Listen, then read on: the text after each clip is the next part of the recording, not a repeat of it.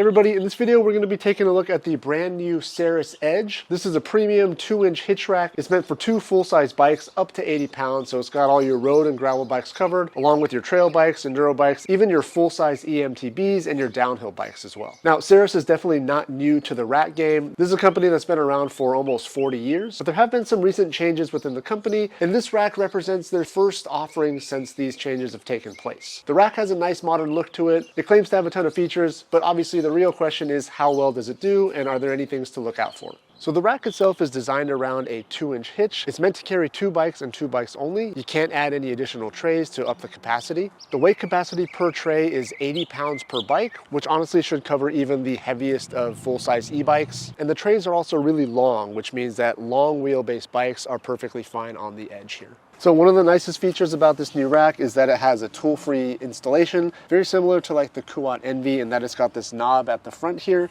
which pushes this ball sort of upward and diagonal so that it eliminates any lateral or vertical play in the rack. So once the rack is in place, like it's very securely mounted to the hitch. There's also a locking hitch pin that comes through so that you've got some security there. The rack includes locks for the hitch pin as well as the cable lock on here, as well as 2 keys. Obviously when you're driving, the tray stores up like this. You pull the handle down, you go to the first position, which will allow you to open your hatch if you've got like a SUV type of vehicle. And then you go down another position. It does tilt down, so that you can get the bikes out of the way and also get into your hitch with the bikes on the car.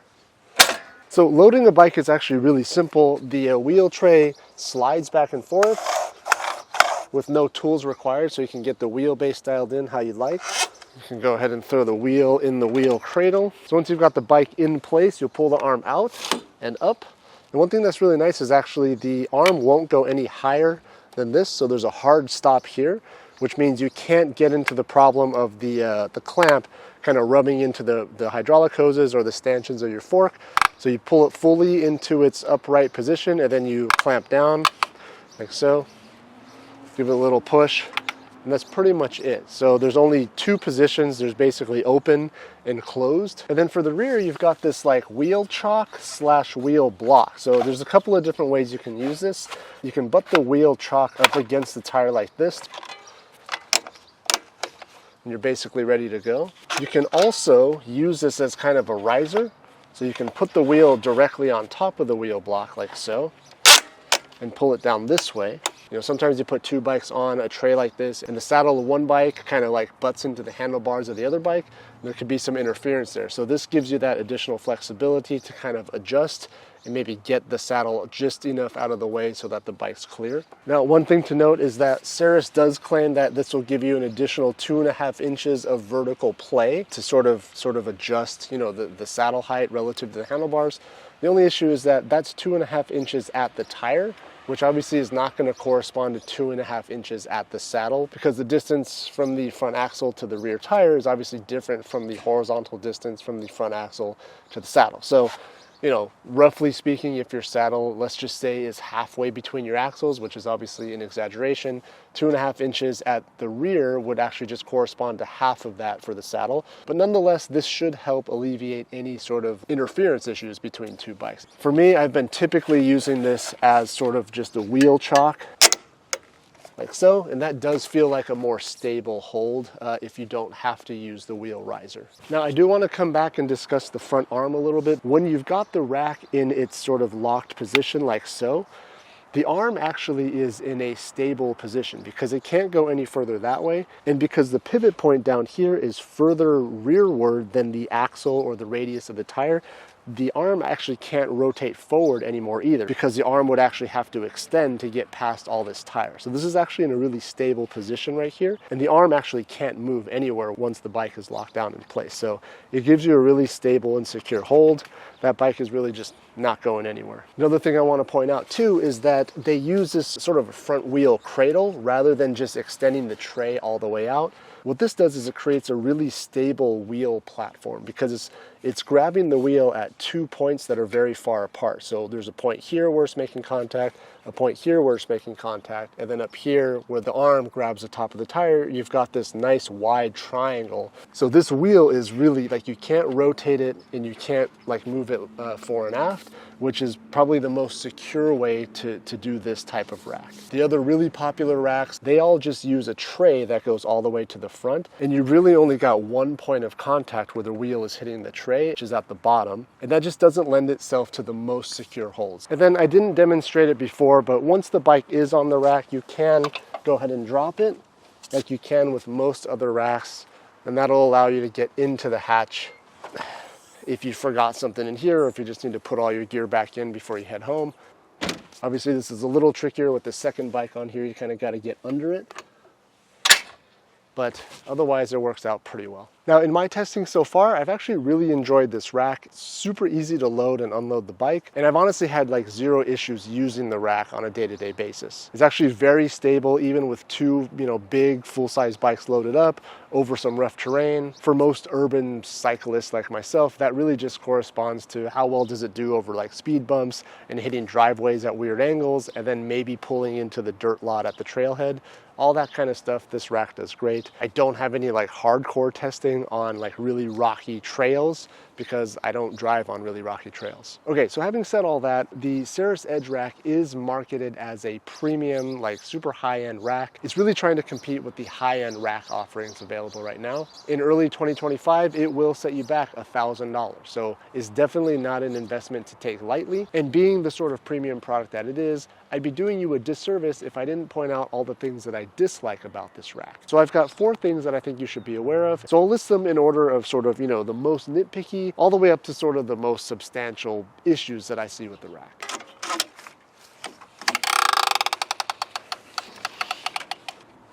And actually I'm going to upgrade that to 5 things, because the arm is supposed to be spring loaded. And so as you just saw, I pulled the bike off, and you're supposed to be able to pull the arm down, let go, and it's supposed to just kind of retract back into its stowed position automatically. And so I've only been using this rack for about a month now, but the spring mechanism inside of this arm is already getting a little weak. Let go. And you just kind of have to help it a little bit get into its stowed position. So that's like the first of the nitpicks. That's pretty nitpicky. Another one that's fairly nitpicky is this.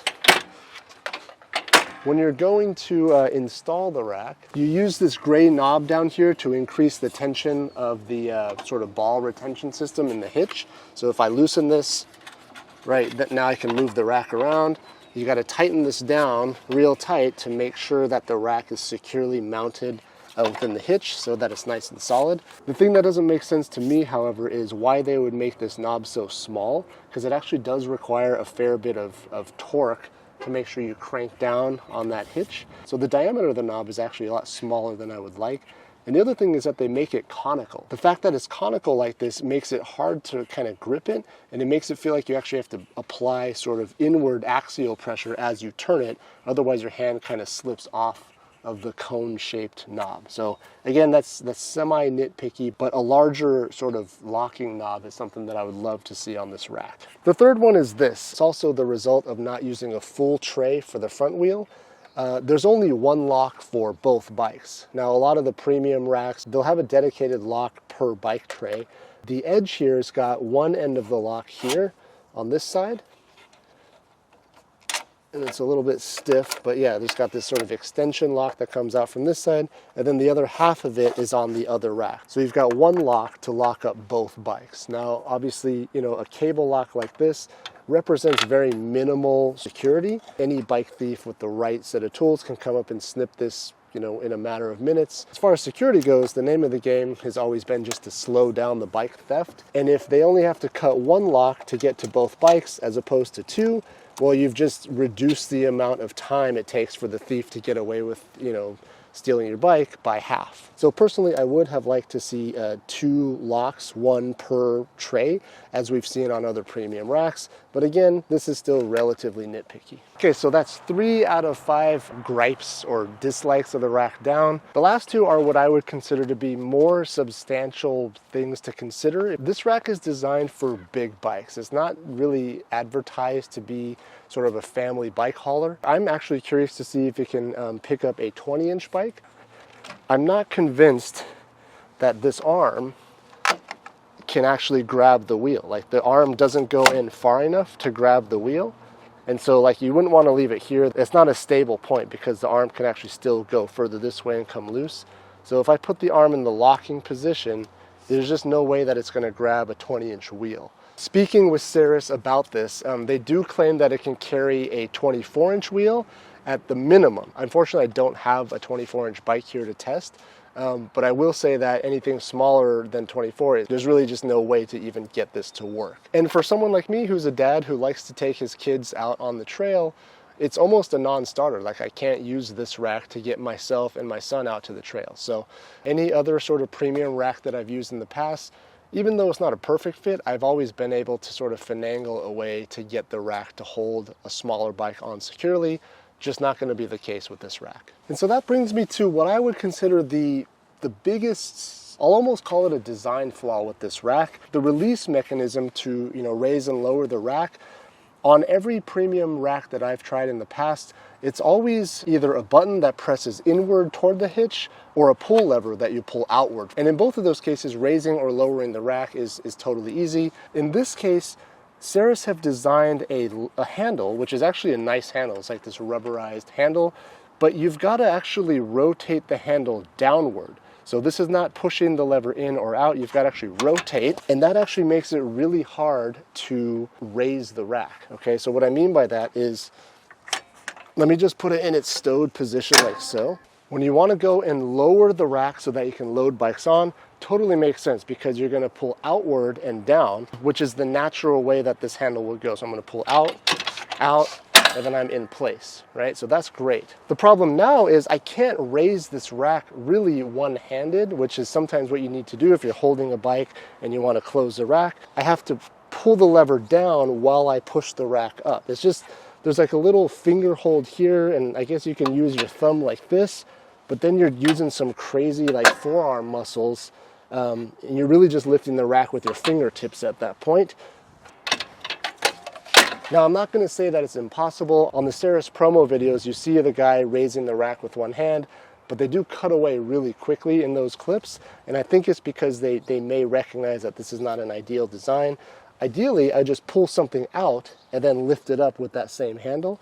In this case, if I pull out, I'm actually pulling down, and that's going to actually lower, right? So let me see if I can even, if I do this one-handed, if I start to pull up, it just locks back into place. I can't raise the rack with one hand unless I use this plastic finger hold down here and just use my thumb to pull down on the lever. But that's actually really hard to do, especially because this is a big beefy rack. What I've been doing is kind of grabbing 2 hands on this sort of plastic grip down here, using 2 thumbs to pull the lever down, and then I can kind of lift it like so.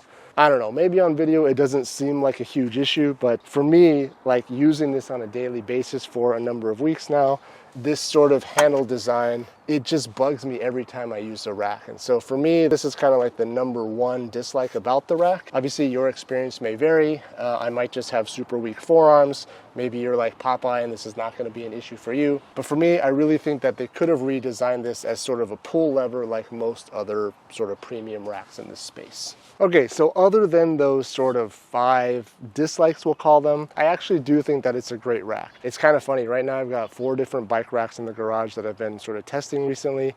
This is actually the one that sort of stayed on the car.